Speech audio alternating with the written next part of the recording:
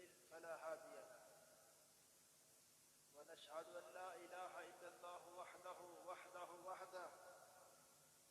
ونشهد أن سيدنا ومولانا محمدا عبده ورسوله أما بعد فإن خير الحديث كتاب الله وخير الهدي هدي محمد صلى الله عليه وسلم وشر الأمور محدثاتها وكل محدثة بدعة وكل بدعة ضلالة وكل ضلالة في النار. اللهم صل على محمد وعلى آل محمد كما صليت على إبراهيم وعلى آل إبراهيم إنك حميد مجيد. اللهم بارك على محمد وعلى آل محمد كما باركت على إبراهيم وعلى آل إبراهيم إنك حميد مجيد. أعوذ بالله السميع العليم من الشيطان الرجيم من همزه ونفخه ونفثه. بسم الله الرحمن الرحيم. أم كنتم شهداء إذ حضر يعقوب الموت إذ قال لبنيه ما تعبدون من بعدي قالوا نعبد إلهك وإله آبائك إبراهيم وإسماعيل وإسحاق إله واحدا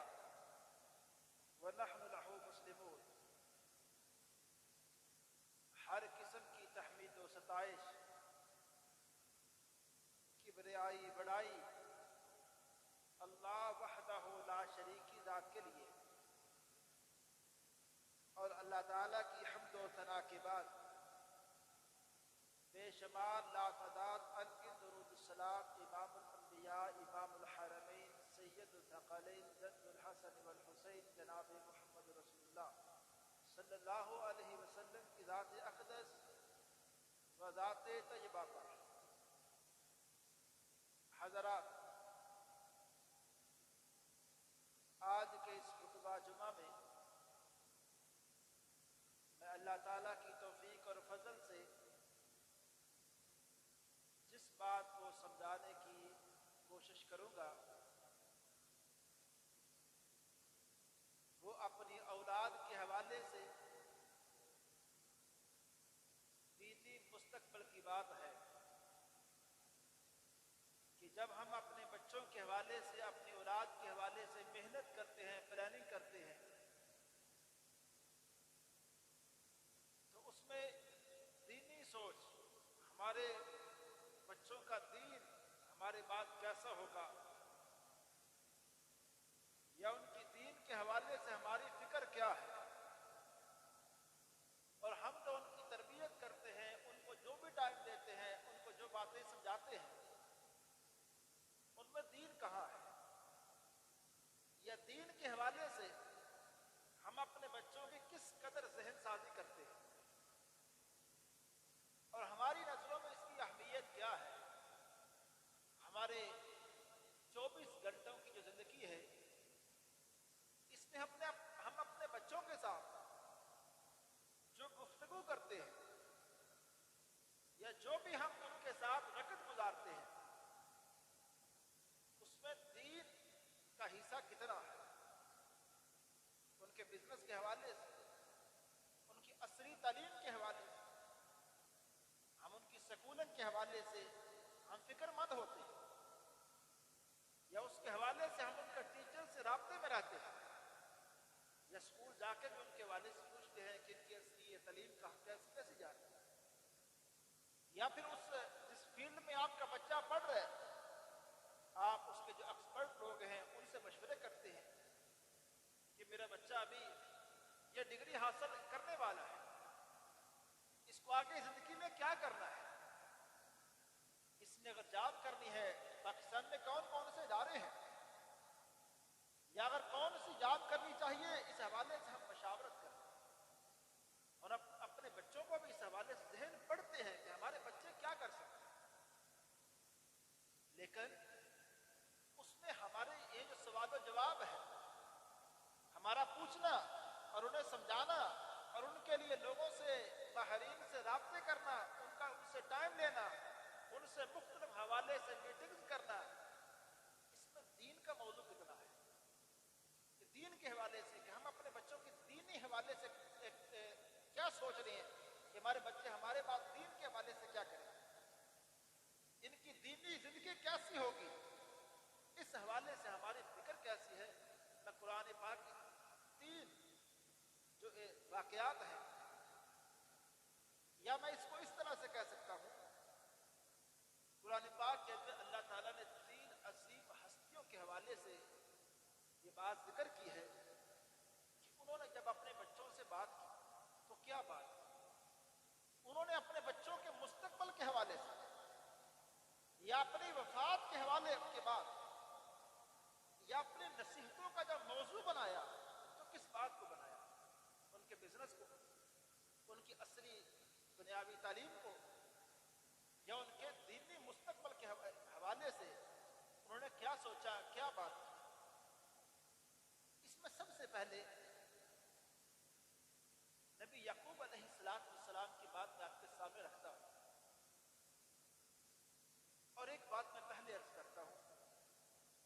آج کے اس خطبہ جمعہ میں جو میں بات کروں گا اس میں ایک ذہن، ایک سوچ آپ ذہن میں پختہ کریں، اگر ہم اپنے بچوں کا دینی مستقبل بہتر کر کے جائیں گے، ان کو دین کے حوالے سے اچھی سوچ دے کر جائیں گے، دین کے حوالے سے ان کی فکر، ان کی سوچ ہم بہت بہتر بنا کے جائیں گے، ان کے عقیدے کے حوالے سے، ان کی عبادات، ان کے معاملات کے حوالے سے۔ میرے بھائی، اس کا ہرگز یہ مطلب نہیں ہے کہ آپ کا بچہ معاشی حوالے سے تنگ دست ہو،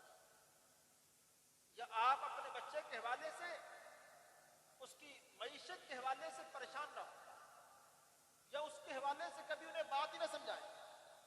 ان باتوں کا ہرگز یہ مطلب نہیں ہے، لیکن صرف ایک کمپیریزن کرنا مقصد ہے کہ ہم اپنے بچوں کے دنیاوی مستقبل کے حوالے سے اگر فکر مند ہیں، ان کے دینی مستقبل کے حوالے سے کتنے فکر مند ہیں، صرف یہ بات سمجھانا مقصد ہے۔ اللہ کے ایک پیغمبر، ان کے حوالے سے ایک بات قرآن پاک کے اندر بیان ہوئی ہے۔ اللہ فرماتے ہیں، ام کنتم شہداء اذ حضر یعقوب الموت، جب یعقوب علیہ السلام اللہ کے عظیم پیغمبر ہیں، ان کی موت کا وقت قریب آئے۔ آپ دیکھیں، یہ وہ لمحات ہوتے ہیں، یہ وہ گھڑیاں ہوتی ہیں کہ جب بندہ کہتا ہے کہ میرے پاس کم سے کم وقت ہے،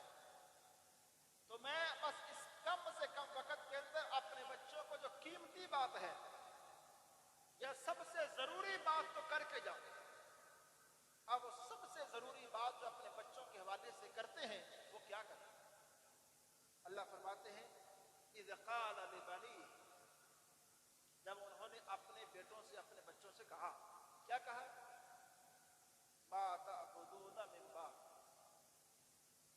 تم میرے بعد ذرا بتاؤ تو صحیح کس کی عبادت کرو گے؟ میں تمہارے والے سے اس حوالے سے فکر مند ہوں کہ تمہارا عبادت کے حوالے سے کس کی عبادت کرنی ہے، کیا کنسپٹ ہے۔ میں آپ سے پوچھنا چاہتا ہوں، اے میرے بچوں، میرے بعد کیا تمہارا نظریہ ہے؟ اب اپنے بچوں کے حوالے سے ان کی سوچ اور فکر کیا ہے کہ یہ بچوں کے حوالے سے جتنی ہم محنت کرتے ہیں، میرے بھائی یہ سوال بنیادی سوال ہے۔ ہم اپنے بچوں کی جو بھی سوچ،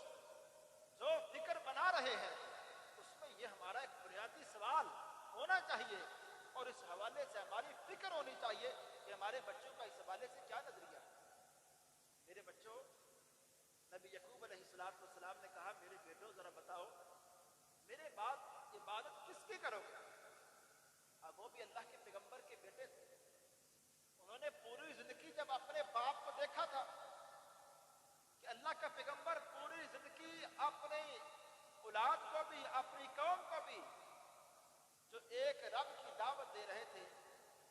تو بچوں نے کہا، نعبد الہک و الہ آبائک ابراہیم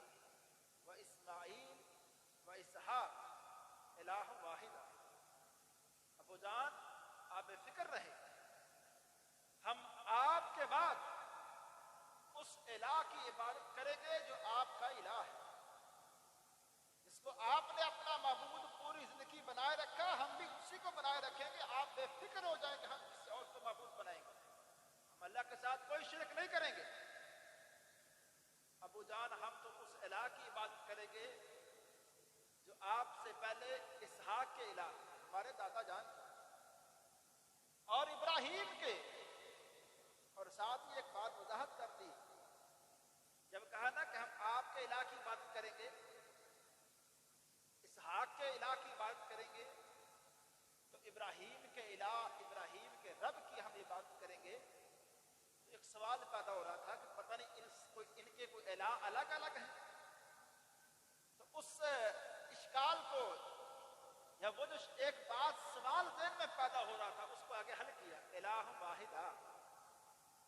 ان سب کا الہ، ان سب کا رب، معبود ایک ہی تھا. جب ان سب نے ایک معبود کی عبادت کی ہے، ابو جان ہم بھی آپ کے بعد ایک معبود کی عبادت کریں گے. ایک واقعہ یہ ہوا. اب ایک دوسرا واقعہ قرآن پاک کے اندر سورۃ لقمان کے اندر. اور لقمان علیہ السلام ایک عظیم شخصیت جن کے نام کی قرآن کے اندر ایک مستقل سورت ہے، سورۃ لقمان. اس کے اندر اب وہ بھی اپنے بچوں کے مستقبل کے حوالے سے، یا اپنے بچوں کو جب نصیحتیں کرتے ہیں، ان کا موضوع کیا ہے، وہ اپنے بچوں کے حوالے سے کیا سوچ رہے تھے، تو ان کی باتیں ذکر کرنے سے پہلے اللہ نے ان کے حوالے سے ہمارا ذہن بنایا کہ وہ بندے کیسے ہیں. اللہ نے فرمایا وَلَقَدْ آتَيْنَا لُقْمَانَ الْحِكْمَةَ، ہم نے لقمان کو بڑی حکمت، دانائی، عقل مندی، سمجھداری عطا فرمائی. اب جس کے حوالے سے اللہ اس بات کا فیصلہ کرتے ہیں کہ ہم نے ان کو عقل مندی عطا فرمائی تھی، ان کو ہم نے دانائی دی تھی، ان کو ہم نے حکمت والی نعمت سے نوازا تھا.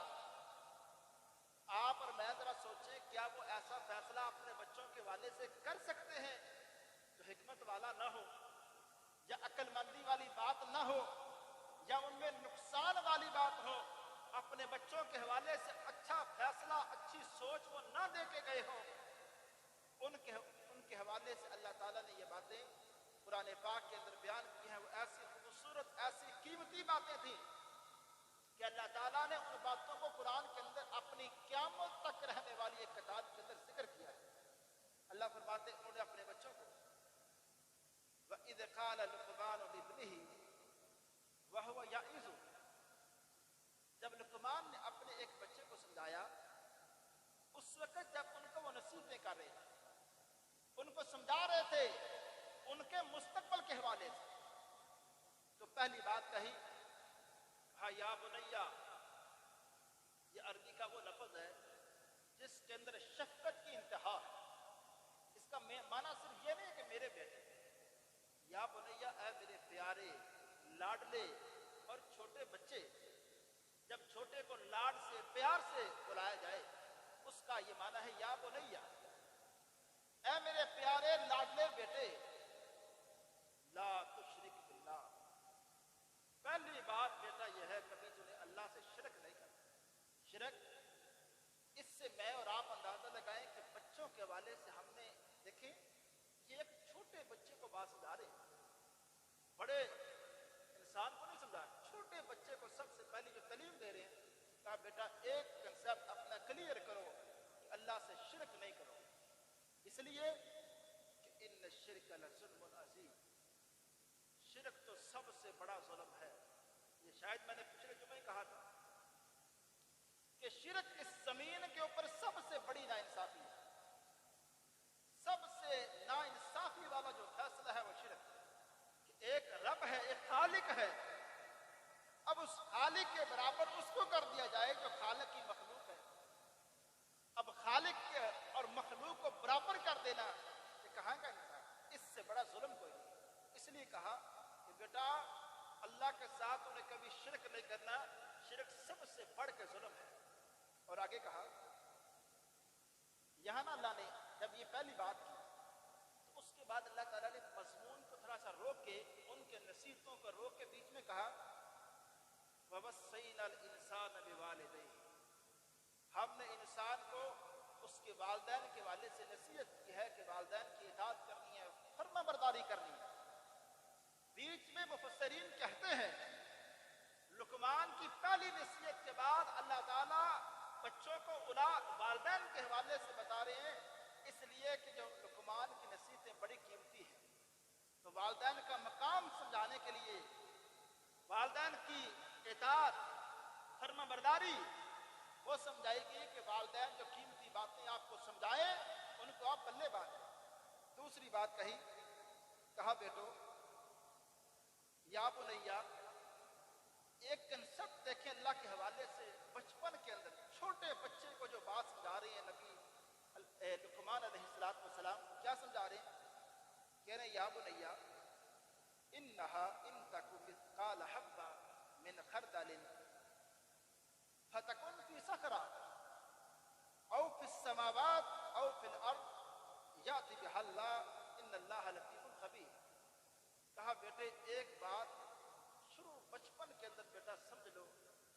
ایک ذرہ برابر بھی اگر تو عمل کرے گا، کوئی بھی ذرہ برابر، ذرے کا معنی عربی کے اندر کسی بھی چیز کا سب سے کم ترین حصہ، بیٹا اگر وہ کم ترین حصہ بھی، رائی کا دانہ بھی اگر پہاڑوں کے اندر پڑا ہے، آسمانوں کے اندر، زمینوں کے اندر کہیں بھی پڑا ہے، اے میرے بیٹا اللہ کی یہ پاور یہ ہے کہ اللہ اگر چاہے روز قیامت اس کو لانا، اللہ اس کو بھی لے آئے۔ شروع بچپن کے اندر جو رب تعالیٰ کا اپنے بچوں کو، بیٹے کو لقمان تعارف کروا رہے ہیں وہ یہ ہے کہ بیٹا رب کی پاور، رب کی طاقت یہ ہے، اور رب کا تعارف یہ ہے، ایک چھوٹی سی حرکت بھی کرو گے، کوئی بھی عمل کرو گے، رب کے حوالے سے ایک نظریہ رکھو کہ زمین کے اوپر جو کچھ بھی کرو گے روز قیامت اللہ تیرے سامنے تیرے اعمال نامے کی کتاب کے اندر اس سب کو کھول کے رکھ دے۔ اور پھر انسان ایک وقت آئے گا کہ قرآن نے کہا کہ انسان اس اعمال نامے کی کتاب کو دیکھ کر یہ کیا اٹھے گا کہ ما لہذا الکتاب لا یغادر صغیرۃ ولا کبیرہ، اس میرے اعمال نامے کی کتاب کو کیا ہوا ہے؟ اس میرے اعمال نامے کی کتاب کے اندر تو میرا ہر چھوٹا، میرا ہر بڑا عمل، اس کا پورا پورا ریکارڈ اس کے اندر موجود ہے۔ اور اگلی بات وہ اپنے بچوں کو کیا سمجھاتے ہیں؟ کہتے ہیں یا بنیا، اے میرے بیٹو، اقیم الصلاۃ، نماز پڑھنی ہے بیٹا۔ یہ والدین کون سمجھا سکتے ہیں اپنے بچوں کو کہ نماز کے حوالے سے نصیحتیں کون کر سکتے ہیں؟ جو خود نماز پڑھتے ہو۔ یعنی اپنے بچوں کے حوالے سے میرے بھائی، جب آپ ان کے دنیاوی مستقبل کے حوالے سے فکر مند ہیں تو دینی مستقبل کے حوالے سے ہم ان کو کیا سوچ دے کے جا رہے ہیں؟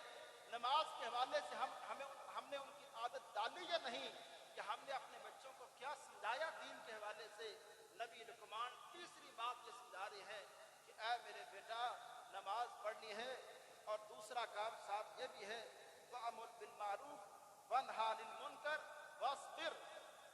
اور کہا بیٹا جب بھی آپ بڑے ہو جاؤ، آپ دین کو سمجھ جاؤ، پھر آپ نے لوگوں کو نیکی کے کاموں کا حکم بھی دینا ہے اور برائی سے روکنا بھی ہے۔ اور جب یہ کام کرو گے تو وَاصْبِرْ عَلَىٰ مَا أَصَابَكَ،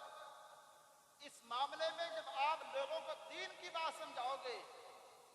تو پھر بیٹا یاد رکھنا لوگ آگے سے باتیں کریں گے، لوگ تانے دیں گے، لوگ طرح طرح کی باتیں کریں گے۔ کہا وَاصْبِرْ عَلَىٰ مَا أَصَابَكَ، اس نیکی کا حکم دینے اور برائی سے روکنے والے کام میں جو تجھے مصیبتیں پہنچیں، جو پریشانیاں، جو لوگوں کے تانے، جو لوگوں کی باتیں تم سنو، اس پہ صبر کرو۔ اور کہا بیٹا یہ بات بھی یاد رکھنا کہ إِنَّ ذَلِكَ مِنْ عَزْمِ الْأُمُورِ، یہ کام، یہ صبر کو آسان نہیں ہے۔ لوگوں کی باتیں سن کے آگے سے خاموش ہو جانا یہ کوئی آسان معاملہ نہیں ہے۔ فرمایا یہ بڑا ہمت والا کام ہے بیٹا، اس کو اس طرح سے سمجھنا کہ جب بھی لوگ آپ نماز کا حکم دو گے، لوگ آپ کی کچھ ذاتیات پہ حملے بھی کریں گے، آپ فلاں معاملے میں تو اس طرح تھے، آپ تو جھوٹے بھی ہو، آپ ہمیں نمازوں کے بارے میں بات کرتے ہو۔ آپ میرے بھائی، اگر کسی بندے نے جھوٹ بولا ہے، اگر کسی کو نماز کے حوالے سے کہہ رہے تو اس یہ غلط کہاں سے ہے؟ اس میں یہ قصور والی بات تو نہیں ہے۔ تو کہا اے بیٹا، جب آپ کسی کو جب بھی دین کی بات کرو گے، جب بھی آپ ان کو اللہ کے حوالے سے بات کرو گے، لوگ آپ کو تانے دیں گے، باتیں کریں گے۔ نبی لقمان علیہ السلام نے اس طرح سے اپنے بچوں کو دین کے حوالے سے ایک سوچ دی۔ اور اسی طرح میں ایک بات، جو اہم بات نبی ابراہیم علیہ السلام کے حوالے سے کہنا چاہتا ہوں کہ جب نبی ابراہیم علیہ السلام ان کی سوچ دیکھیں اپنے بچوں کے حوالے سے، کہ اپنے بچوں کے حوالے سے کس بات کی فکر میں ہے، اللہ تعالیٰ کی طرف سے حکم ہوتا ہے، اے ابراہیم، وہ چھوٹا بچہ اور اپنی بیوی، اے ابراہیم، اس کو فلاں مکہ کے جو پہاڑ ہیں جہاں کوئی رہنے والا نہیں ہے، وہاں معیشت کے ظاہری کوئی اسباب نہیں ہے، وہاں چھوڑ کے آ جاؤ۔ جب ان پہاڑوں میں چھوڑ کے آتے ہیں، آج بھائی جہاں رونقیں ہیں، جہاں وہ عظیم گھر ہے، جہاں رات کے کسی لمحے میں رش ختم نہیں ہوتا ہے، یہاں کسی وقت یہ جو صفا مروہ کی پہاڑی ہے، یہاں کسی وقت ایسے حالات تھے جہاں کوئی رہنے والا نہیں تھا، جہاں مکہ کی بستیاں بھی آباد نہیں ہوئی تھی۔ تو ابراہیم علیہ السلام کو اللہ نے حکم دیا کہ اے ابراہیم، جائیے اپنے بچے کو، اپنی بیوی کو وہاں چھوڑ کے آئیے۔ نبی ابراہیم نے چند لمحوں کے لیے بھی اس بات کو سوچا نہیں کہ یا رب، وہاں میرے بچوں کا مستقبل معاشی حوالے سے کیسا ہوگا، وہاں میرے چھوٹا بچہ، میری بیوی کیسے زندہ رہیں گے، وہاں پہاڑوں کے اندر لمحوں کے بعد، منٹوں کے بعد ادھر سے کوئی درندہ آ سکتا ہے، اور وہاں یا رب، وہاں زندگی گزارنے کے کوئی اسباب نہیں، نہ پانی نہ کھانا، یا رب وہاں کیسے چھوڑ کے آ جاؤ؟ نہیں سوال کیا، اللہ کا حکم ہے کہ ابراہیم وہاں چھوڑ کے آ جاؤ۔ اللہ چھوڑ کے آتا ہو، وہاں چھوڑ کے آئے، اور اس عورت کا رب کے اوپر توکل دیکھیں۔ جب نبی ابراہیم اپنی بیوی کو، چھوٹے بچے کو پہاڑوں کے اندر اس بنجر بیابان کے اندر چھوڑ کے واپس پلٹے، اس بیوی نے کہا اے ابراہیم، ہمیں یہاں کیوں چھوڑ کے جا رہے ہیں؟ یہ کس کا فیصلہ ہے؟ کہا اللہ کا حکم ہے، بس اللہ کا حکم ہے، چھوڑ کے جا رہا ہوں۔ قربان جائیے بخاری شریف کے جو الفاظ ہیں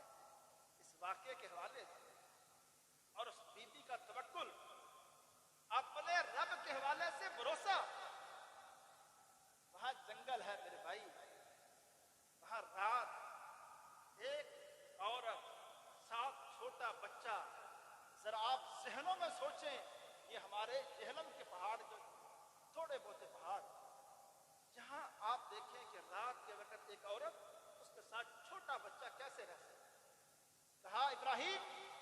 اگر اللہ کا حکم ہے، اذن لا یضیعن اللہ، کہا ابراہیم اگر اللہ کا فیصلہ ہے تو پھر اللہ ہم کو ضائع نہیں کرے گا، اللہ ہم کو ضائع نہیں کرے گا۔ ہمیں یہاں رات کے وقت کا کوئی ڈر نہیں ہے،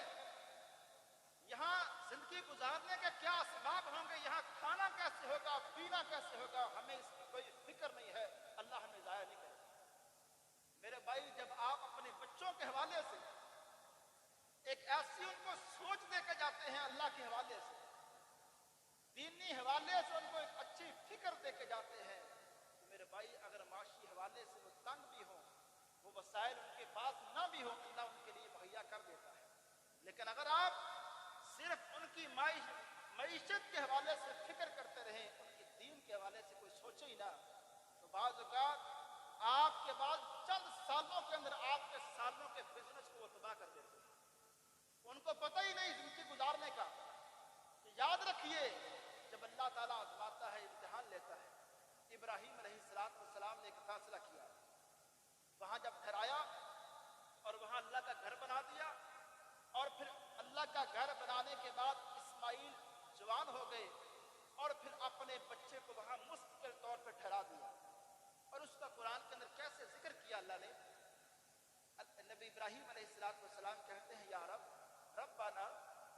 انی اسکنت من ذریتی بواد غیر ذی زرع،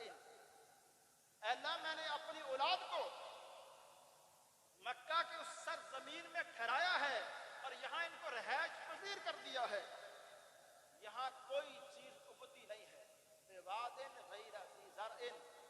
یہاں کوئی زراعت، یہاں کوئی اناج، یہاں ان کی معیشت کا کوئی بندوبست ظاہری طور پہ نظر نہیں آ رہا، میں نے یہاں ان کو بسا کے آ گیا۔ اور پھر کہا لیکن اللہ میں نے وہاں جس سرزمین میں اپنے بچوں کا گھر بنایا ہے، یا جس سرزمین میں اپنے بچوں کو ٹھہرایا ہے،